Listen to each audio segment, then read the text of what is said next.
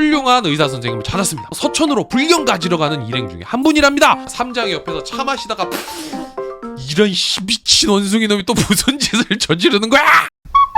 삼장 일행이 주자국이라는 곳에 도착을 합니다. 제자들의 괴상한 얼굴 때문인지 뭔지 모르겠지만 삼장 일행이 지나가면 사람들이 우르르 쫓아와요. 괜히 사람들이랑 엮여봤자 문제나 생기지 좋을 일은 없을 테니까 주자국 출입국 관리소 같은 데 들어가서 담당하는 관리한테 우리는 불경을 가지러 가는 스님 일행이다 라고 소개를 하고 들고 다니는 통행증의 도장을 받기 위해서 출입국 관리소 옆에 있는 숙소에 잠시 머물기로 합니다. 삼장이 임금님 만나러 가려면 어떻게 가야 됩니까? 라고 물어보고 임금님이 요즘 몸이 안 좋으셔갖고 외부 활동 많이 안 하시는데 때마침 오늘 관리들하고 결정할 것도 있고 백성들한테 공지할 것도 있어서 회의장에 나오실 거다. 그래서 임금님 만나려면 지금 가셔야 됩니다. 요 얘기를 들은 삼장이 임금님 아픈 건 내 알 바 아니고 빨리 서천으로 뜨고 싶어서 얘기를 듣자마자 제자들한테 나 궁에 다녀오겠다. 제자들이 밥 먹고 가십시오. 야! 그럴 시간 없어. 빨리 가야 돼.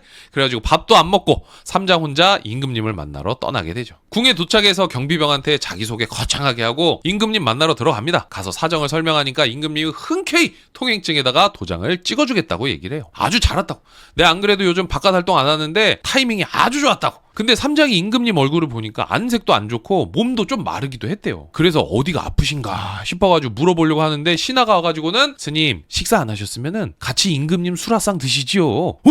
임금님이랑 같이 먹는 건가요? 알겠습니다. 하면서 한 자리 차지하고 앉습니다. 어쩌면 삼장이 노린 거는 이거였을지도 모르겠다라는 합리적인 의심을 해보게 되죠. 제자들은 출입국관리소 직원이 밥 해먹으라고 이런저런 재료랑 주방기구 빌려줘서 손오공이 사오정한테 반찬 좀 만들어라 라고 시키는데 요리할 때 쓰는 양념이랑 조미료가 없다고 사오정이 꽁시랑대요. 깊은 맛을 내려면 연두나 육수 한 알이 필요하다 라는 거죠. 그래서 팔개한테 시장에 가서 조미료 좀 사오자고 하는데 팔개가 가기 싫대. 아까도 사람들이 몰려오는 거 보니까 괜히 막 피곤해지고 문제 생길 것 같아서 안 가겠대. 그러니까 손오공이 야 뭘 걱정하냐 그냥 고기 푹 쏘고 가면 되지. 그리고 혹시 또 알아 형이 또 너 가가지고 뭐 국밥 이런 거 뭐 꼬치 떡볶이 꽈배기 이런 거 사줄지도 모르잖아. 그랬더니 팔개가 자 그럼 어디 한번 가보실까? 이렇게 힘차게 일어나서 둘이서 시장으로 나오게 되죠. 시장에 나온 둘을 보고 사람들이 또 우르르 몰려드는데 손오공이 약속한 군것질거리를 안 사주는 거예요. 그래서 팔개가 자기 더 이상 못 가겠대. 그리고 사람들이 우리한테 달려들면 어떡하냐고 그러니까 손오공은 우리가 뭘 잘못한 게 있는 것도 아닌데 사람들이 우리한테 왜 해코지를 하냐. 근데 팔개는 언제는 뭐 우리가 잘못해서 말썽이 생겼냐 라면서 이야기에 복선을 깔아주죠. 손오공이 말합니다. 그러면 너는 여기 담벼락 밑에 쭈그리고 앉아있어! 그래서 팔개는 주인 없는 집돼지 마냥 쭈그려 앉아있고 손오공이 양념을 사러 가는데 길을 가다가 길거리 게시판에 붙은 공지를 봐요. 그게 아까 그 출입국관리소 관리가 이야기했던 임금님이 내보내는 공지사항이었는데 거기에 뭐라고 적혀 있었냐. 짐이 오래도록 몸이 안 좋아서 정사를 돌보는데 큰 어려움이 있었다. 이제야 용한 의사 선생님을 초빙해서 그 병을 치료하고자 한다. 그러니까 자기가 진료 좀 본다 싶은 의사 선생님은 궁궐로 와서 날 도와주길 바란다. 만약에 치료에 성공하면 이 나라의 절반을 하사하겠다. 그러니까 나라의 절반? 손오공이 씩 웃더니 도술로 모래바람을 일으키고 사람들이 앞이 안 보여 이러는 사이에 공지를 뜯어가지고 팔개가 있는 곳으로 날아오게 됩니다. 손오공이 도착해보니까 팔개는 이미 주저앉아서 깊은 꿈나라로 여행을 떠났어요. 그래서 아이고 내 사랑하는 동생이 자는구나. 그러면 자는 거 방해하지 말고 나 혼자 집으로 가야겠다. 그래가지고 자기가 뜯어온 공지사항 꾸깃꾸깃 접어서 팔개 주머니에 쑤셔놓고 숙소로 슝 가버립니다. 오늘 오랜만에 붙은 임금님의 공지사항이 없어진 걸 보고 게시판 담당하는 관리랑 백성들이 막 주변에 샅샅이 뒤져보다가 담벼락 밑에 잠든 팔개랑 팔개 주머니에 꾸깃하게 들어있는 임금님의 공지사항을 보고 팔개를 깨우죠. 건방진 돼지놈 네가 감히 우리 임금님의 어명을 어서 일어나거라. 그리고 팔개가 잠에서 깨서 보니까 주변에 사람들이 왕창 몰려있는 거예요. 깜짝 놀래가지고 이게 무슨 일이냐고. 그러다가 상황 파악을 한 팔개가 이 원숭이 놈이 또 나를 골탕 먹인다. 역시 적은 내부에 있었다 하면서 손오공 욕을 하는데 사람들이 너 이거 뜯어갈 정도로 의술에 자신이 있는 것 같은데 어디 솜씨 한번 보자 하고서 궁궐로 억지로 끌고 가려고 하니까 이게 좀 노릇이라고. 내가 그런 거 아니야. 그러니까 백성들이 그럼 누구냐 라고 물어보니까 자기들은 불경 구하러 가는 삼장 일행인데 사부님은 궁궐로 갔고 임금님 공지사항은 아마 내 사형이 그랬을 거다 라고 하니까 사람들이 그러면 한번 같이 가보자고. 그래가지고 출입국 관리소로 사람들이랑 몰려갑니다. 그 수가 한 4,500명 정도가 됐대. 이 나라 사람들도 어지간히 심심한가 봐. 숙소 근처에 간 팔개가 맞다 잘 기억하셔야 된다고. 우리 사형을 뵙거든 원숭이의 원자도 꺼내면 안 돼. 아주 성질도 더럽고 자존심도 세고 막 이래가지고 마음 상하면 여기 있는 사람들 다 죽는다고. 꼭 손씨나리 이렇게 불러줘야 된다는 주의사항도 이야기를 해주게 되죠. 팔개가 먼저 들어가서 아니 형님 무슨 장난을 그렇게 심하게 치냐고. 형님 때문에 큰일 날 뻔했다 라고 얘기를 하는데 손오공이 발뺌을 하죠. 무슨 저런 우리가 길이 어긋난 모양이구나 이러면서 팔개를 놀리는데 관리랑 병사들이 들어와서 충성! 경례를 하고는 훌륭한 의사시라는 얘기를 들었습니다. 저희 임금님의 몸을 고쳐주십시오! 손오공이 얘기를 듣고는 허허 주자국 왕이라는 작자가 참 경우가 없구만 그래. 부탁을 하려면 직접 와야 하지 않겠는가. 그러니까 손오공 말을 들은 관리가 아차차차차차 이러고서 궁궐로 가가지고 삼장이랑 밥 먹고 차 한잔하는 임금님한테 드디어 훌륭한 의사 선생님을 찾았습니다. 바로 당나라에서 서천으로 불경 가지러 가는 일행 중에 한 분이랍니다 라고 말하니까 삼장이 옆에서 차 마시다가 이런 미친 원숭이 놈이 또 무슨 짓을 저지르는 거야? 그래서 이를 갈고 임금님이 오 정말인가? 그러면 짐이 직접 가야 하겠지만 지금 몸이 안 좋아서 내 수레를 탈 수 없으니 잘 모시고 와주겠네 부탁함세. 그래가지고 관리가 요 얘기를 손오공한테 전달하니까 손오공이 아이고 그러면 어디 임금님 치료 좀 해드리러 한번 가볼까? 이러고서 일어납니다. 팔개랑 사오정이 형님 대단하신 건 아는데 치료는 뭔 치료냐고. 우리는 안 가겠대. 괜히 같이 갔다가 싸잡혀서 혼나기 싫다고.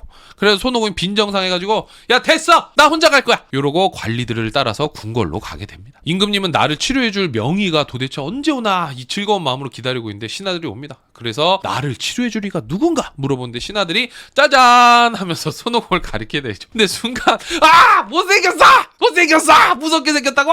그래서 왕이 벌벌벌 떨면서 저리 치우래 안 보고 싶대. 그리고 그럴 줄 알았다면서 신하들은 옆에서 막 키득키득 거려요. 그러니까 손오공이 나 기분 상하면 니네 왕 1000년이 지나도 병 못 고친다 아주 엄포를 놓습니다. 그러니까 신하들이 정신을 차리고서 어떻게 치료할 거냐. 왕이 만나기 싫어하는데 이거 어떻게 해야 되냐. 거기다가 궁궐에 있던 삼장도 와가지고는 네가 변신이나 할 줄 알았지 네가 의술의 의자는 어떻게 너 때문에 속이 까맣게 타들어간다 내가. 이러니까 손오공이 에이 스승님 걱정 마십시오. 저기 앉아서 나물이나 드시고 계시라고 이렇게 얘기를 하고 신하들한테 갑니다. 그리고는 자기가 보지도 않고 만지지도 않고 증상을 묻지도 않고 목소리도 안 듣고 진료하는 방법이 있다면서 꼬리털을 뽕 뽑아가지고 기다란 실로 만들고 이걸로 진료를 하겠다 하고서 진료를 봐요. 왜 옛날 영화나 드라마 보면은 막 이렇게 실로 묶어가지고 진맥하는 거 있잖아. 그걸 한 거죠. 손오공의 진단은 쌍조실군증. 이게 뭐냐면은 두 마리의 새가 같이 하늘을 날고 있었는데 폭풍으로 헤어지게 되었다라는 뜻이래요.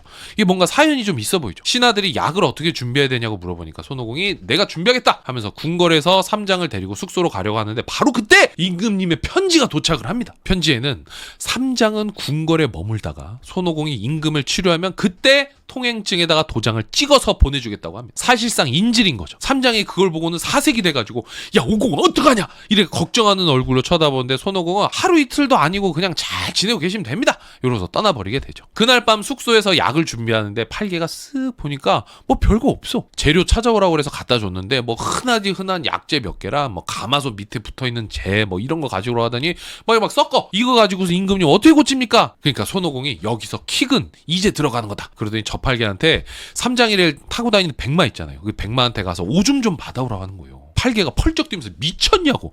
약을 만들으라니까 지금 독을 만들고 있냐고. 그러니까 손오공이 네가 몰라서 그러는데 우리 말이 무슨 말이냐. 용왕의 아들 아니냐. 얘 용이야. 너 용오줌이 얼마나 귀한 약재인지 모르냐. 얘 오줌만 마셔도 어지간한 병은 다 나아. 근데 문제는 백마가 자존심이 상하는 거야. 내가 이래봬도 용왕의 아들인데 아무 데서나 오줌 싸는 게 수치스럽다는 거야. 근데 용 오줌이 대단하긴 대단한가 봐. 자기가 자기 오줌의 효능을 알려주는데 자기가 연못에다 오줌을 싸면 물고기가 용이 돼. 그리고 산에 잡초에다가 오줌을 싸면 그게 영지버섯이 되고 그걸 약으로 만들어 먹으면 사람들이 불로 장생한대. 이게 뭐 오줌 부심이 있어 용이. 근데 뭐 그래봤자 손오공 등살에 못 이겨가지고 오줌을 몇 방울 싸줍니다. 그러니까 손오공이 고맙다고 하고 그거를 쉐킷쉐킷 해가지고 환으로 만들고서 다음날 왕한테 먹이는데 이거랑 뭐 같이 하늘에서 떨어진 비를 받아 먹어야 되는데 뭐 서유기가 비를 또 함부로 내리게 할 수 없잖아요. 그래가지고 손오공이 용왕 조카한테 부탁해가지고 비는 안 와도 돼. 하늘에서 네가 침 좀 모아다 때마다 땅에다가 좀 뱉어줘라 막 이래. 하면 더러운 거 막 잔뜩 먹어요. 근데 또 왕이 이걸 먹고 화장실 몇 번 가더니 야 씻은 듯이 나은 거야. 왕이 기뻐하면서 자기가 왜 병을 앓게 되는지 얘기를 해주는데 3년 전 왕비랑 같이 뒤뜰에서 다과를 먹으면서 놀고 있었는데 갑자기 거센 바람이 쫙 하더니 요괴가 나타나더라. 그리고는 나는 기린산에 사는 세태세다. 왕비가 예쁘니까 내가 데리고 가서 살겠다. 셋을 셀 동안 왕비를 넘기지 않으면 너를 포함해서 이 나라의 모든 사람들을 다 잡아먹겠다. 이렇게 해가지고 왕비를 넘기고 세태세는 왕비를 데리고 슉 날아가 버렸다. 그런데 하필 내가 딱 그때 세태세가 왕비를 납치해가는 바로 그 타이밍에 찹쌀떡을 먹고 있었는데 그게 체했다. 이게 사실이면 찹쌀떡이 엄청난 찹쌀떡인 거죠. 어디 소화기관에 붙어있는지 모르겠지만 3년을 몸속에 기생하고 있었어. 고작 떡주제 아니면 상상임신처럼 임금님이 PTSD가 와서 상상 배탈에 걸린 거였을 수도 있죠. 손오공이 아니 그러면은 당장 그 요괴놈 없애버리지 왜 아직까지 발만 동동 구르고 있냐 하는데 나라고 안 구하고 싶었겠습니까? 당장 구하러 가고 싶지요. 하지만 내 휘하의 장수들 중에 요괴를 때려잡을 만한 인물이 없는 거 어쩌겠습니까? 그러니까 거기까지 듣고 손오공이 무릎을 꿇더니 제가 그럼 다녀오겠습니다. 왕이 그 얘기를 듣고는 진짜 내면서 만약에 왕비를 데리고 오면은 내가 왕위도 주고 나라도 통째로 다 주겠대.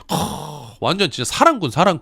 손오공이 그날 이후로 요괴가 안 나타났냐고 물어보는데 안 그래도 가끔씩 와서 왕비의 시녀로 삼아야 되니까 궁녀들을 좀 달라고 해가지고 궁녀들을 좀 보내주고 있대요. 그리고 나도 너무 무서워서 궁궐 밑에다 벙커 만들어놨는데 요괴가 나타나기 전에 부는 바람이 있는데 그 바람이 일면은 신하들이 알려준다고. 그럼 바로 내가 벙커로 들어간다고 얘기를 합니다. 손오공이 얼마나 튼튼한지 한번 보자고 해서 임금님이 자신만만하게 보여주는데 손오공이 쓱 보고는 아마 세태세는 임금님을 해칠 마음이 없는 모양입니다. 이 정도 벙커는 그 요괴가 맘만 먹으면 쉽게 부술 수 있을 거예요. 그런데 그 순간 그 요망한 회오리 바람이 불어오게 됩니다. 신하들이 와가지고 임금님을 대피시키고 손오공 저팔계 사오정은 삼장을 찾게 됐는데 걱정할 필요가 전혀 없었어.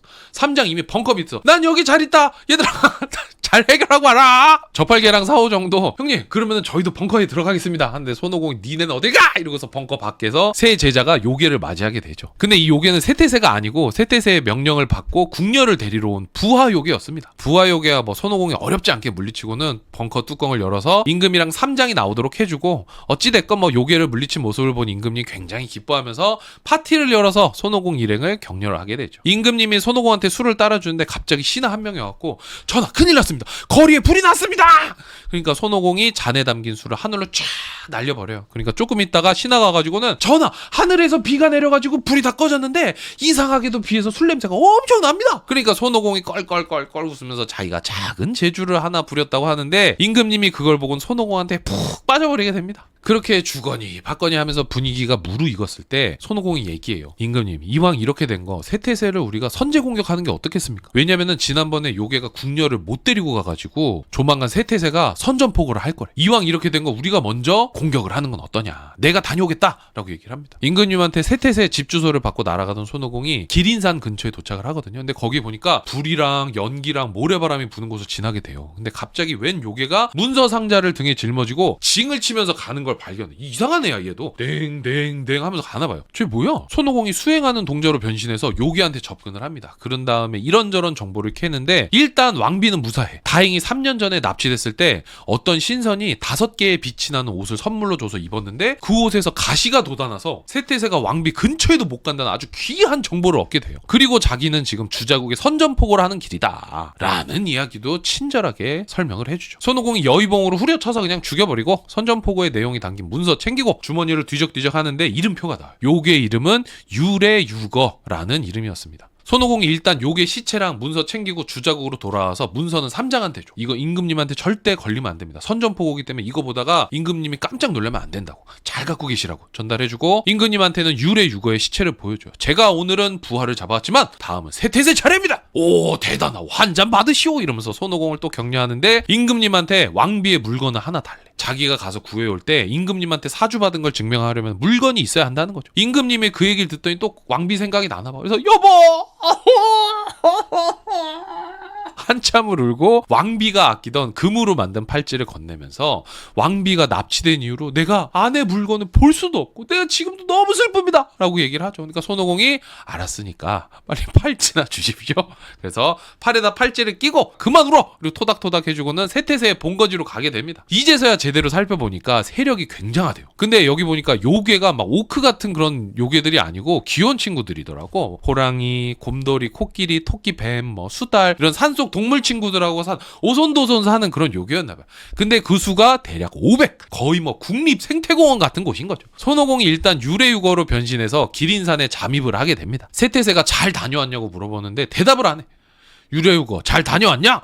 근데 대답을 또 안 해. 세태세가 열받아 멱살을 잡고 내 말이 안 들리냐고 막 이렇게 멱살을 잡고 흔드니까 유래역으로 변한 손오공이 막 울면서 내가 얼마나 힘들었는지도 모르고 주자국에 잡혀가서 죽을 뻔했다. 겨우 도망쳤다고 얘기를 합니다. 근데 웃긴 게 졸개놈 주제에 대장이 가라면 가는 거지 뭘 갔다 와서 고생했다 투덜거려. 근데 또 세태세는 미안하다고도 해. 참 좋은 리더다. 일단 공감해 주는 거죠. 이 정도로 부하들을 돌볼 줄 알면은 연말연시에 내 생각에는 한 사람 한 사람의 손편지 같은 것도 써주는 그런 좋은 리더가 아니었을까. 아무튼 한결 부드럽게 주자국의 군사력이 어느 정도 되는지를 물어보는데 유래역어로 변한 손오공이 내가 그거 붙잡혀갖고 몽둥이로 맞다 겨우 도망쳤는데 그걸 어떻게 봅니까? 근데 뭐 다른 건 몰라도 병사랑 무기는 좀 많더라고요. 그랬더니 세태세가 껄껄껄 웃으면서 야 그거 그까짓 거 그냥 다 불질러 버리면 되는 거 아니야? 그러더니 유래우가한테 가서 왕비를 위로해 주라고 해요. 자기가 오늘 아침에 일어나서 이제 주자국이랑 싸울 거라고 얘기하니까 막 울고만 있대. 그러니까 정찰을 다녀온 네가 가서 주자국이 훨씬 세. 그러니까 울지 말고 진정하라고 달래주라고. 그러면서 손오공을 왕비가 있는 방으로 보내주게 됩니다. 일이 그냥 술술 풀리는 거죠. 가보니까 왕비는 역시 꺼이꺼이 눈물을 흘리고 있어요. 적당히 주변에 있는 시녀들을 물러나게 한 다음에 원래 모습으로 돌아와서는 왕에게 건네받은 금팔찌를 보여주면서 제가 왕비님을 구하러 왔습니다 라고 얘기를 하죠. 그리고 나서 기린산 근처에서 불이랑 연기랑 모래바람이 불던데 그거 뭐냐? 라고 물어보니까 왕비가 세태세가 가지고 있는 3가지 방울의 존재에 대해서 이야기를 해줘요. 첫 번째 방울은 흔들면 불이 엄청 많이 나온대. 두 번째 방울은 연기가 막 나오고 세 번째 방울은 모래바람이 일어나는데 그게 제일 센 거야. 그 모래바람이 사람 코 속으로 들어가면은 사람이 죽어버린대. 그러니까 손오공이 그 방울은 보통 어디에 있는 거냐? 왕비는 세태세가 허리춤에 차고서 자나깨나 이걸 달고 다닌다. 손오공이 잠깐 고민을 하다가 그러면 왕비님이 그 방울을 훔쳐서 저에게 주셔야 되겠는데요? 요러고서 손오공이랑 왕비는 작전을 짜죠. 손오공은 다시 유래유교로 변신해서 세태세한테 갑니다. 대왕님 좋은 소식입니다. 왕비님이 찾으십니다. 세태세가 엄청 좋아하죠. 왜냐면 그동안 왕비가 입은 가시옷 때문에 가까이 가지도 못했지만 왕비도 세태세한테 쌀쌀 맞았거든요. 그래가지고 뭐야 웬일이야. 그래서 기뻐하는 세태세한테 제가 왕비님한테 이번에 주자국에 갔더니 거기 임금이 새로운 왕비랑 결혼을 했다는 소식을 전달했습니다. 물론 뻥이죠. 근데 세태세가 듣더니 야 아주 잘했다. 내가 주자국을 정벌한 뒤에 너를 아주 크게 쓸 것이야. 세태세가 신나서 왕비한테 가고 왕비는 웃으면서 세태세를 녹이기 시작합니다. 분위기가 말랑말랑해지니까 왕비가 우리 대왕님은 나를 못 믿는 것 같대. 내가 무슨 소리야? 당신은 얼마나 믿고 있는데. 그러니까 왕비가 내가 주자국에 있을 때 거기 임금님은 자기가 갖고 있는 소중한 것들 나한테 다 맡겼는데 우리 대왕님은 그 허리춤에 있는 방울 그거 맨날 달고 다니는 거 보니까 나 못 믿는 것 같아. 좀 속상하려 그러네. 이런 얘기를 해요. 그러면서 내가 이 가시 달린 옷 때문에 대왕님한테 가까이 가지 못하지만 그래도 마음은 그렇지가 않아. 근데 괜히 부하들한테 이상한 소문 날까봐 걱정이래요. 걱정은 무슨 산속에 호랑이, 토끼, 곰돌이 뭐 이런 애들이 무슨 소문을 내겠어. 하지만 사랑의 눈이 먼 세태세는 길길이 날뛰죠. 무슨 소리야? 가져가. 잘 보관하고 있다가 내가 필요하다고 하면 줘야 돼. 알았죠? 그리고 그거 절대로 흔들면 안 돼. 그러면서 세태세한테 방울을 받은 왕비는 얘들아 술상 좀 봐와라. 그러고서 웅성웅성 거리는 사이에 유래유거로 변한 손오공한테 방울을 전달을 하게 됩니다. 손오공이 기분 좋게 나와서 방울을 살펴보는데 방울에 솜으로 구멍을 막아놨더라고요. 그래서 별 생각 없이 솜을 이렇게 뽑아봤는데 솜이 뽑히면서 방울이 딸랑딸랑 울리게 되고 주체할 수 없는 거대한 불이랑 연기랑 막 모래바람이 막 이 방울에서 뿜어져 나오는데 너무 순식간에 일어난 일이라서 손오공도 당황하고 그걸 본 세태세는 부하들을 보내서 손오공을 잡으려고 합니다. 실패를 짐작한 손오공이 3개의 방울을 바닥에 던져버리고 여의봉을 꺼내서 요괴들을 물리치고 일단 동굴 밖으로 도망치게 되죠. 세태세는 방울을 되찾고 손오공의 침입을 막기 위해서 여기저기에다가 다른 방울 같은 거 달아놔요. 이제 문이 열리거나 그럴 때 딸랑딸랑 울릴 수 있게. 그리고 부하 요괴들을 시켜서 경비를 강화하게 되죠. 손오공이 이번에는 파리로 변신해서 왕비한테 가는데 왕비는 이제 다 틀렸대. 꼼짝없이 요괴랑 살게 됐다. 막 눈물 흘리고 있어요. 그러니까 손오공이 다가가서 나 아까 그 주자국에서 온 도사인데 정신 차리시고 다시 한번 세태세 불러서 우리 방울 한번 뺏어봅시다. 얘기를 해요. 근데 이번에 왕비가 좀 무서워하죠. 그것도 그럴 게 뭐 어쨌든 자기는 요괴한테 잡혀있는데 손오공이 와서 도와준다고 하는데 시원찮잖아. 그리고 내가 아무것도 안 하고 있다 구해주면 좋겠는데 자기도 뭘 해야 한다고 하니까 불편하겠지. 괜히 걸리면 요괴한테 크게 혼날 것 같기도 하고. 근데 여기서 손오공이 이번 일만 잘 풀리면 자유입니다. 프리덤. 그래갖고 왕비를 한 번 더 꼬드기게 돼요. 손오공은 시녀로 변신하고 왕비는 손오공이랑 같이 세태세한테 접근을 하게 됩니다. 그리고 왕비가 세태세한테 가가지고 고생한다면서 같이 술도 마시고 앞에서 막 춤도 춰줘. 한 번도 그런 적이 없다. 그러니까 세태세가 기분이 너무 좋지. 막 입이 귀에 걸려가지고. 그리고 심지어 귀에다가 대고 막 어른들의 이야기를 막 하는 거 막 속닥속닥. 그러니까 막 세태세가 막 미치지 막 이런 모습 처음이니까. 그래가지고 마음 같아서 막 가만 안 두고 싶은데 가시오 때문에 어쩌지는 못하고. 그래갖고 앉아가지고 막 들썩들썩 하면서 정신을 못 차리고 있으니까 시녀로 변한 손오공이 이번에는 털을 딱 뽑아서 빈대로 만들어가지고 세태세한테 던집니다. 빈대가 자꾸 이렇게 무니까 가렵잖아. 그래서 세태세가 막 이렇게 긁으면서 막 간지러워하니까 왕비가 어머 대왕님 옷 잘 안 갈아입으시나 보다. 언제 씻었어요? 사랑하는 여인한테 더럽다는 소리 들으면 속상하잖아. 저도 애들한테 팔베개에서 재워줄 때 애들이 제 겨드랑이에서 땀내 냄새 난다 그러면 열받거든요. 세태세가 부끄러워하니까 시녀로 변한 손오공이 옷을 주시면 제가 옷을 털어가지고 다시 드리겠습니다 해가지고 옷을 받고 털면서 진짜 방울은 손오공 주머니에 넣고 그리고 털로 가짜 방울을 만들어서 세태세 옷에다가 달고는 빠져나오게 됩니다. 세태세는 그것도 모르고 왕비의 친절에 넋이 나가서 가짜 방울을 다시 주면서 막 잘 보관해달라고 얘기를 해요. 아주 그냥 사랑이 미친 요괴, 사랑꾼의 면모를 유감없이 보여주고 있다. 동굴을 탈출한 손오공이 이제 동굴 앞에서 세태세를 부릅니다. 세태세 나와! 그러니까 세태세가 누구냐고 물어보고 손오공이 자기 프로필을 읊어주니까 세태세가 제천대성을 알고 있더라고요. 너 서천에 불경 가지러 간다는 여기서 뭐해? 그러니까 손오공이 잔말 말고 왕비를 내놓으라고 하더니 둘이 우당탕탕 싸움이 시작이 됩니다. 한참을 싸우다가 세태세가 안 되겠는지 잠깐 나 생각해보니까 아침을 안 먹었어. 밥 좀 먹고 올게. 뻔히 방울 가지러 가는 걸 알고 있으면서도 손오공이 다녀오라고 얘기를 하죠. 세태세가 왕비한테 가가지고 방울을 받아오는데 그걸 보더니 손오공이 방울 있네? 나도 있는데? 이러는 거예요. 그럴 리가 없는데? 세태세가 갸우뚱해 하니까 손오공이 너 그거 어디서 났어? 그러니까 태상 녹은 물건이래. 하여간에 그 영감님 참 칠칠치 못하신 것 같아. 몇 번째야 이게? 손오공이 그러면은 내게 암컷이고 니께 수컷인가 보다. 요거 약간 금각대왕 은각대왕이랑 비슷한 전개죠. 손오공이 그러면 내가 양보할 테니까 먼저 공격해봐. 그래가지고 세태세가 방울을 휘두르는데 바람이고 뭐 불이고 모래고 나올 생각을 안 해. 당황한 세태세가 이거 뭐지?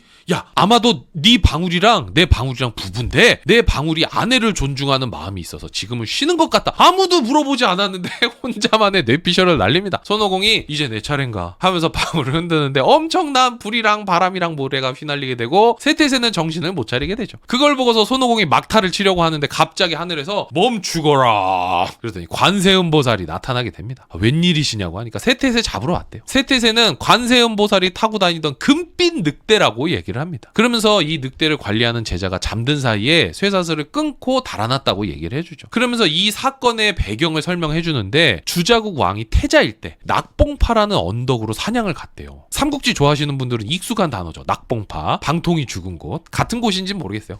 근데 주자국 왕이 거기에 있던 공작의 대왕이 낳은 어린 암수 공작. 뭔지 모르겠는데 아무튼 뭐 건들면 안 되는 그냥 공작 한 쌍인 거야. 걔네를 활로 쏴서 한 마리는 죽고 한 마리는 서쪽으로 도망치는데 그걸 보고 그 공작의 대왕이 너무 화가 난 거야. 그래가지고 너 이 자식 감히 사이좋은 공작 부부를 죽여? 너도 나중에 결혼한 다음에 3년 동안 왕비랑 떨어져 살 거다 라는 저주를 내리게 되고 우연히 그걸 들은 금빛 늑대가 그거 내가 해야지 이러면서 왕비를 납치했다고. 근데 이제 3년이 됐으니까 벌 받는 시간도 다 채워졌고 해서 내가 데리러 왔다. 요런 얘기를 해줍니다. 손오공이 듣더니 잠깐 그건 그거고 벌은 받아야 되지 않겠습니까? 더도 말고 덜도 말고 여의봉 풀스윙으로 20대만 빠따치게 해달라고. 관세음보살이 한 번만 봐줘. 여의봉으로 20대 맞으면 살겠냐? 네가 풀스윙으로 치면은 그냥 살짝만 스쳐도 죽을 것 같은데? 손오공이 알겠다고. 그러면은 한 번 봐드릴 테니까 빨리 데려가십시오. 그래가지고 관세음보살이 세태세한테 네 이놈! 한마디 던지니까 세태세가 원래 금빛 늑대로 돌아오게 되고 관세음보살이 올라타는데 그 방울 있죠. 그거는 이 금빛 늑대 목에다 다는 방울이었나 봐. 그래서 오공아 방울 가져오너라. 네? 방울이요? 저거 모르겠는데요? 관세음보살이 몰라. 그럼 기억나게 해줄게. 긴고주 외우면 되겠니? 그러니까 보살님 여기 해서 손오공이 방울을 반납을 하고 관세음보살은 세태세를 타고 남해로 돌아가게 됩니다. 이제 동굴로 들어가서 왕비를 구출한 손오공이 왕비한테 눈을 감고 있으라고 하고 풀을 엮어서 용의 모양으로 만든 다음에 거기에 왕비를 태워서 주자국으로 날아가게 됩니다. 도착해서 눈을 떠보라고 하는데 왕비는 그동안 그리워했던 주자국을 보자마자 펑펑 눈물을 흘리게 되죠. 왕이랑 여러 신하들이 막 뛰쳐나오게 되고 왕은 삼장일행한테 성대한 파티를 열어주고 든든하게 배를 채운 삼장일행은 서쪽으로 계속 여행을 떠나게 됩니다.